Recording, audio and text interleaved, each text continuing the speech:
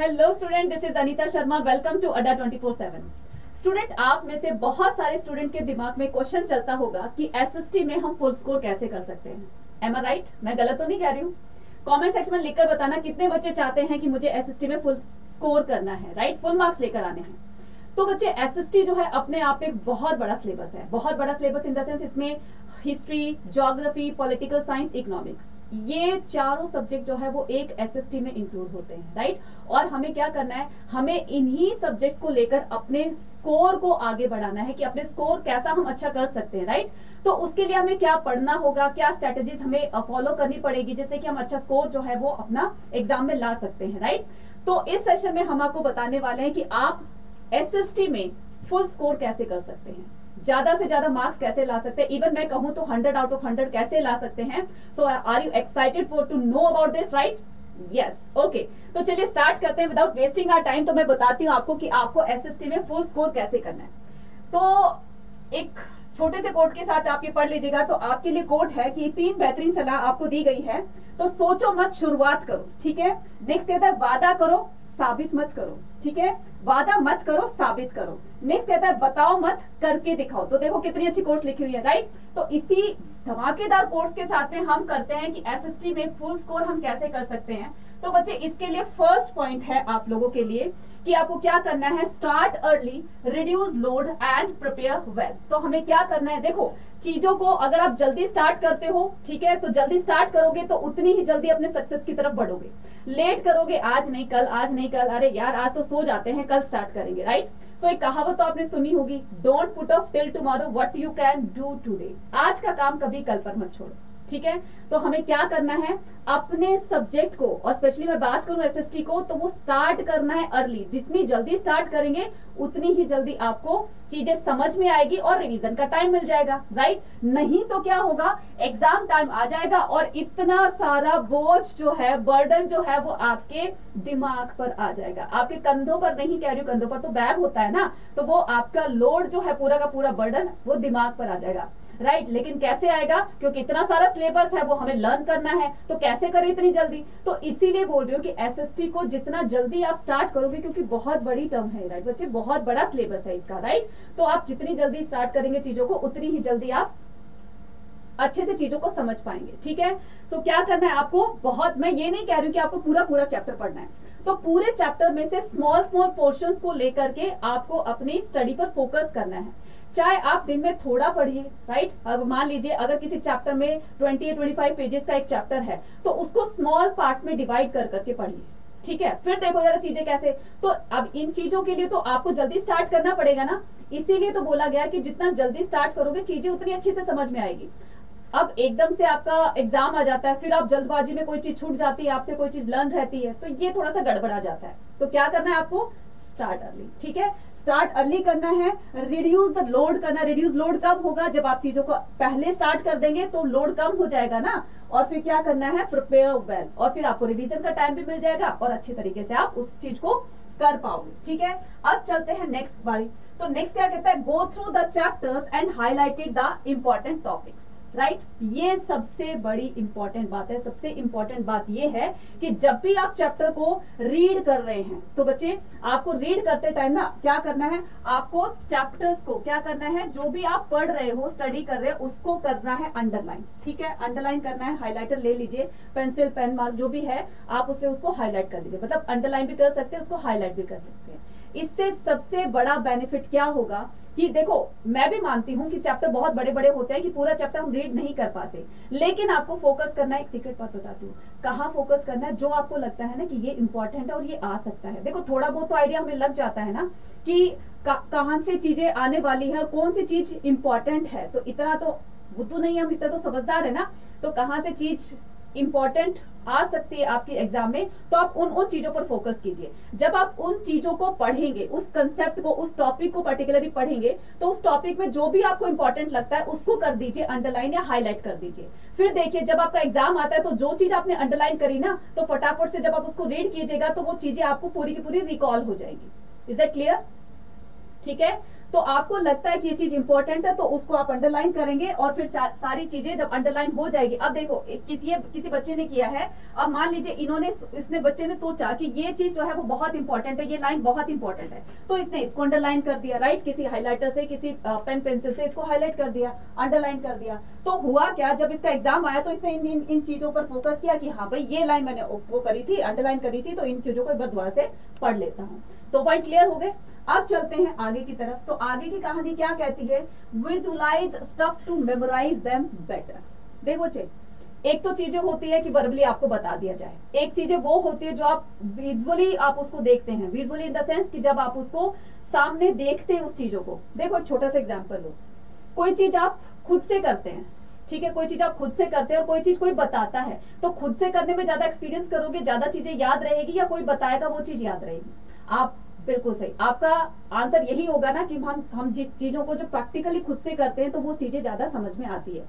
Exactly यही बात मैं कहना चाहती हूँ कि आपको क्या करना है, visualise stuff to memorise them better. तो आप चीजों को विजुअलाइज कीजिए। अब विजुअलाइज करने के लिए आपको क्या करना है, विजुअलाइज करने के लिए आपको करना है कि आप चीजों को एक स्टोरी की तरह से याद कीजिए, राइट, स्टोरी की तरह से इन द सेंस कि मान लीजिए कि अगर मैं हिस्ट्री की बात करूं कि फ्रेंच रेवोल्यूशन कब हुआ था, अगर मैं कहूं कि फ्रेंच रेवोल्यूशन में क्या क्या चीजें हुई थी, तो उसको एक स्टोरी की तरह से कि एक बार एक राजा था, उसने जो है वो फ्रांस के लोगों को बहुत परेशान किया हुआ था, फ्रांस के लोग जो है वो राजा को हटाना चाहते थे और वो किसी तरह से मतलब कि इक्वालिटी डेमोक्रेसी को लेकर आना, तो वो एक स्टोरी के टाइप में जब आप लर्न करोगे ना तो मजाल है कि वो आप चीजों को आप भूल जाए। जैसे स्टोरी हमें याद होती है ना, अब गाने हैं, स्टोरी है, जो किसी मूवी की स्टोरी होती है वो हमें कितनी जल्दी याद होती है, अरे उस मूवी में ऐसा हुआ था, अरे उसमें ऐसा हुआ था, विलेन आया था, हीरो आया था, हीरोइन थी, वो चीजें जल्दी याद हो जाती है। तो आपने उसको क्या किया, आपने उसको विजुअलाइज किया, दैट मीन्स कि आपने वो चीजें देखी। अब कोई भी मूवी, ये तो चलो रोमांटिक मूवी थी जो आपको लर्न हो जाती है, कोई भी ऐसे आप हिस्टोरिकल मूवी ले सकते हो, तो उस मूवी में जब कोई आपको हिस्ट्री पढ़ा रहा होता है और उसी हिस्ट्री की मूवी को जब आप पिक्चर की फॉर्म में या आप उसको मूवी की फॉर्म में देखते हैं तो वो जल्दी आपको इजीली लर्न हो जाती है और वो रिटेन भी रहती है, वो दिमाग में भी रहती है। तो आप चीजों को ऐसे स्टोरी वे में आप उस चीजों को अपने दिमाग में सेट कीजिए ताकि आप वो भूलो ना और लॉन्ग टर्म तक आपको रिटेन रहे। Is that clear?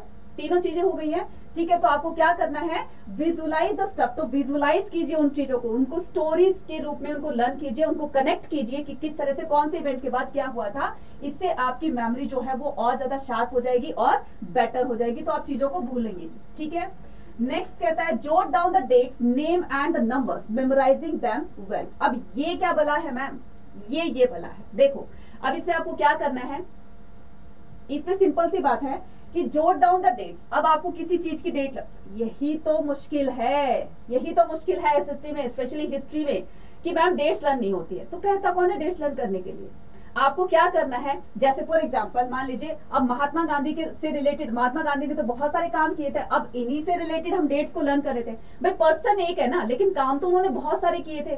अब महात्मा गांधी का बर्थ कब हुआ था, तो हमने यहाँ पर बर्थ लिख लिया कि महात्मा गांधी का बर्थ कब हुआ था। तो ये जो है साउथ अफ्रीका से इंडिया कब आए थे, तो महात्मा गांधी का बर्थ आपको पता है कि 2 अक्टूबर 1869 को हुआ था। फिर बारी आती है कि महात्मा गांधी साउथ अफ्रीका से वापस कब आए थे, तो ये आए थे 1915 में, ये भी हमें पता है, राइट। तो महात्मा गांधी ने उसके बाद चंपारण मूवमेंट, कौन कौन से मूवमेंट कब कब लॉन्च किए, तो पर्सन एक है लेकिन उससे रिलेटेड इवेंट्स अलग अलग हैं, राइट। तो हमें क्या करना है, हमें जोट डाउन करना है। दैट मीन्स कि उस पर्सन को, कोई भी फ्रीडम फाइटर ले लीजिए, कुछ भी XYZ ले लीजिए, उससे रिलेटेड जो भी इवेंट होते हैं तो उसको उस पर्सन के साथ रिलेट कीजिए, राइट। उस इवेंट को, इंसिडेंट को उस पर्सन के साथ रिलेट करेंगे ना तो चीजें ज्यादा से अच्छी होंगी, राइट। अब भगत सिंह ने देखो कितने अच्छे अच्छे काम किए थे, राइट। तो ये एक एक्सट्रीमिस्ट लीडर थे, तो कि आज पूरी दुनिया या पूरा मतलब पूरी इंडिया या पूरी दुनिया इनको जानती है, राइट। तो भगत सिंह, ये जवाहरलाल नेहरू, ये बाल गंगाधर तिलक, तो कोई भी एक्सवाइजेड आप, ये तो चलो फ्रीडम फाइटर है, कुछ भी आप ले सकते हो। तो जब उनको चीजों को रिलेट करके चलोगे, दैट मीन्स कि पर्सन एक है, इवेंट एक है, लेकिन उनकी अलग अलग कहानियां, उनकी अलग स्टोरी, उनके अलग अलग ईयर्स है। तो आप इस तरह से उनको वो कर सकते हैं, कनेक्ट कर सकते हैं, ठीक है। तो यही कह रहा है jot down the dates, name and numbers, right. तो मेमोराइजिंग देम वेल, तो इस तरीके से आपको चीजें जल्दी भी लर्न होगी और अच्छे तरीके से लर्न होगी। अभी मैंने एग्जांपल दिया महात्मा गांधी का, तो महात्मा गांधी से रिलेटेड कितनी बातें हैं, ठीक है, कितनी चीजें हैं, तो हर कहीं ना कहीं कभी ना कभी तो वो हुई ना। तो महात्मा गांधी से रिलेटेड जितनी भी आपको डेट्स करनी है, जितनी भी डेट्स लर्न करनी है, तो आप उसको नोट डाउन कीजिए। सेकेंड दैट कि आपको क्या करना है, अब उन्हीं चीजों को रिकॉल करना है। ठीक है, अब मैंने डेट्स करने की आपको एक मैंने शॉर्ट ट्रिक बताई थी कि आपको डेट्स लर्न नहीं होती, तो डेट्स लर्न करने के लिए आपको क्या करना होगा, वो देखने के लिए जाओगे आप, मेरी वो वाला सेशन देखोगे, वो वाली वीडियो देखोगे जिसमें मैंने डेट्स लर्न करने का मेथड बताया। ठीक है, आई होप सो कि सब बहुत सारे बच्चों ने देख लिया, नहीं देखा तो जाकर देख लीजिएगा। ठीक है, अब चलते हैं नेक्स्ट अपने पॉइंट की तरफ। नेक्स्ट क्या कहता है, मैप मार्किंग प्रैक्टिस किट। अब बिना एसएसटी में, बिना मैप के तो एसएसटी को कंप्लीट ही नहीं कहा जा सकता। तो एसएसटी में मैप आते हैं। अगर स्पेशली मैं बात करूं किसकी, ज्योग्राफी की और हिस्ट्री की, तो मोस्टली जो मैप का पोर्शन होता है वो ज्योग्राफी से आता है और हिस्ट्री से भी आता है। ठीक है, तो हम क्या करेंगे, map practice, map marking the practice. अब मुझे पता है कि कोई भी परफेक्ट नहीं होता, राइट, कि टू द पॉइंट वहां पर उसको पॉइंट आउट कर सके कि कहां पर कौन सी चीज पूछी गई है। तो आपको बिल्कुल ऐसा नहीं करना है, आपको सिर्फ क्या करना है, मैप है आपके सामने, ठीक है, उस मैप में करना है कि आपको सबसे पहले तो आपको लर्न करना होगा स्टेट और कैपिटल। मान लीजिए आपको वो लर्न है सारी की सारी चीजें। ठीक है, आपसे पूछा जाता है कि गांधी जी ने सबसे पहले अपना मूवमेंट कहां से स्टार्ट किया था, तो अगर मैं बताऊं इसको तो कहां से स्टार्ट किया था, चंपारण मूवमेंट, जो कि कहां से हुआ था, बिहार में। ठीक है, तो बिहार कहां पर है, ये रहा आपका बिहार। ठीक है, एक मिनट रुकना। ठीक है, तो चंपारण मूवमेंट स्टार्ट किया था कहां से, बिहार से, राइट। तो और ये भी पूछ सकते हो गांधी जी का बर्थ कब हुआ था, गुजरात में। तो ये क्या है, ये आपका यूपी है जहां पर चौरी चौरा इंसिडेंट हुआ था, और ये क्या है, बिहार, राइट। तो आपको ये पता है कि यहाँ पर बिहार है, यहाँ पर यूपी है। तो आप चीजों को खुद से प्रैक्टिस करेंगे ना, तब जाकर वो मैप प्रैक्टिस आपकी एक अच्छी तरीके से प्रैक्टिस आप लेकर जाओगे। कैसे, अभी आपने क्या कर लिया, एक बार आपने देख करके पूरा फिल कर लिया। ठीक है, बहुत अच्छा तरीका बता रही हूँ मैप फिल करने का। आपने पूरा का पूरा मैप एक या दो बार देख करके फिल कर लिया, कहीं से आपने नेट से देखा, आपने बुक से देखा, कहीं से देखा, फिल कर लिया। फिर आप क्या करोगे, फिर एक रफ मैप लोगे, ठीक है, उसको पेंसिल से बार बार इरेज करके देखोगे कि आपने कौन सी चीजें, आपको ये पता होना चाहिए कि आपने अभी 2 या 3 मैप की प्रैक्टिस कर ली और देख के फिल किया, तो थोड़ा सा आइडिया हो जाएगा कि आपका एमपी कहाँ पर है, राइट, आपका महाराष्ट्र कहाँ पर है, कर्नाटका कहाँ पर, तमिलनाडु। तो इतना आइडिया हो गया। अब पूछा जाता है मैप में कि गांधी जी ने दांडी यात्रा कहां से स्टार्ट की थी, तो गुजरात से की थी, साबरमती आश्रम से, राइट। तो आपको पता है कि गुजरात का, तो गुजरात में कहीं भी आप उसको पॉइंट करके और दांडी मार्च कर सकते हो, दांडी यात्रा कर सकते हो। Is that clear? तो क्या करोगे आप, जितना हो सकता है प्रैक्टिस, और खुद से लोकेट करेंगे उस चीज को। आप खुद से क्वेश्चन कीजिए कि मुझे अब पता करना है कि यूपी कहां पर है, जहां पर चौरी चौरा इंसिडेंट हुआ था।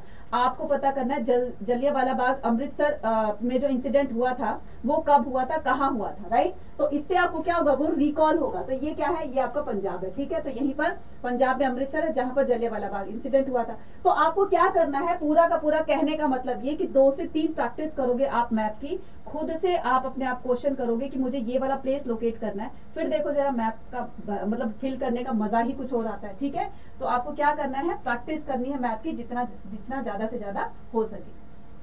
अब आते हैं नेक्स्ट पर, रिवीजन सेशंस आर इंपॉर्टेंट। अब देखो बच्चे, सारी चीजें आपने कर ली, ठीक है, सारी चीजें आपने कर ली, आपने पढ़ भी लिया, आपने अंडरलाइन भी कर लिया, आपने मैप प्रैक्टिस भी कर लिया, आपने विजुअलाइजेशन भी कर लिया।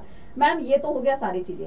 अब बारी आती है किसकी, अब बारी आती है रिवीजन की। तो revision is the most important part two study any other subject, right. किसी भी सब्जेक्ट की आप स्टडी कर लीजिए, उसके बाद रिवीजन करनी बच्चे बहुत जरूरी होती है। बिना रिवीजन के आप चीजों को भूल जाओगे और फिर से पूरा का पूरा बर्डन आ जाएगा। फिर एकदम से चीजें को लर्न करोगे तो वो चीजें लर्न नहीं होगी। तो टाइम टू टाइम आपको रिवीजन करती रहनी चाहिए, ठीक है। तो रिवीजन कैसे करोगे, एग्जाम से पहले, ठीक है। बहुत सारे बच्चे 99% बच्चे ऐसे करते हैं कि एग्जाम से पहले रिवाइज करते हैं उसको।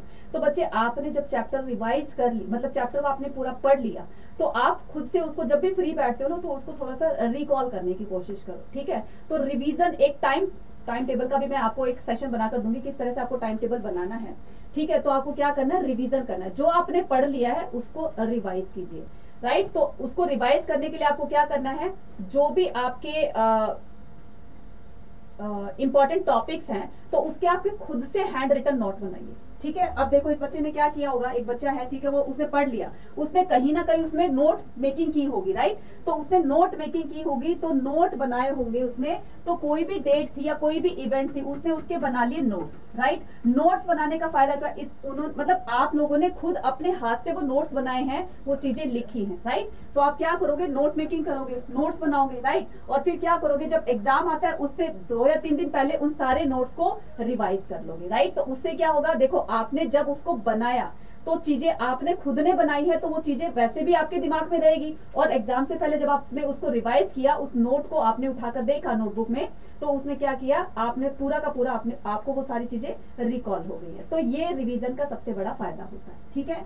नेक्स्ट पर चलते हैं। नेक्स्ट क्या कहता है, नेक्स्ट कहता है कि use test sessions, test yourself knowledge. अब सारी चीजें जब आपने कर दी है, तो अब आपका काम क्या होगा, अपने आप खुद से क्वेश्चन पेपर बनाना है। चाहे आप 2 ही क्वेश्चन बनाइए, चाहे आप 5 क्वेश्चंस बनाइए, लेकिन वो खुद से बनाइए कि मुझे इसके आंसर लिखने हैं।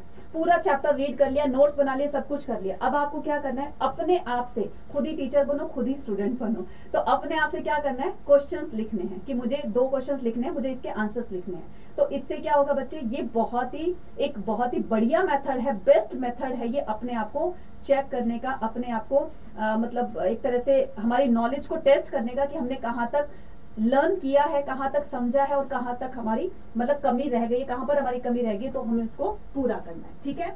और ये चीजें कहाँ से पता चलेगी, ये चीजें पता चलेगी जब आप खुद के टेस्ट पेपर खुद बनाओगे। Solve the mock papers and previous year question paper. अब क्या करोगे, मॉक टेस्ट, जो भी मॉक टेस्ट होते हैं, मतलब आपने पूरा का पूरा पढ़ लिया, सब कुछ पढ़ लिया, तो आपने जो टेस्ट बनाया, ये आप एक तरह का मॉक टेस्ट लगा लीजिए, ठीक है। दूसरा क्या करना है, जो भी प्रीवियस ईयर क्वेश्चन को करने का सबसे बड़ा फायदा ये होता है कि हमें क्वेश्चन की स्ट्रेटेजीज का पता चल जाता है, किस टाइप के क्वेश्चन आने वाले हैं और हमें उसका आंसर कैसे देना है। तो प्रीवियस ईयर में मतलब आप ये लगा लीजिए, ये एक ऐसा रामबाण है कि जिस बच्चे ने इसको कर लिया ना, उसकी तो बल्ले बल्ले है, ठीक है। तो मॉक टेस्ट और आपके ये जो प्रीवियस ईयर क्वेश्चंस हैं, राइट, तो ये करने बहुत जरूरी होते हैं। इससे आपका स्कोर और भी ज्यादा अच्छा होता है, क्योंकि यहाँ पर आपको क्वेश्चन पेपर का पैटर्न पता चल जाता है कि कैसा आने वाला है, ठीक है। क्लियर, ओके जी। तो इसी तरह की इंफॉर्मेटिव वीडियोस के साथ में हम आपके साथ बने रहेंगे अड्डा 24/7 के साथ। लेकिन आपको क्या करना है, अगर सेशन अच्छा लगा हो, आपको इंफॉर्मेटिव लगा हो, तो सेशन को लाइक करना है, शेयर करना है, ज्यादा से ज्यादा बच्चों के साथ में कमेंट सेक्शन में कमेंट करके बताना है, क्योंकि आपके कमेंट से ही हमें मोटिवेशन मिलती है आगे के सेशंस बनाने के लिए, ठीक है। तो ये था हमारा आज का सेशन, ठीक है। उम्मीद करती हूँ सेशन पसंद आया होगा। Thank you so much, bye bye and have a nice day.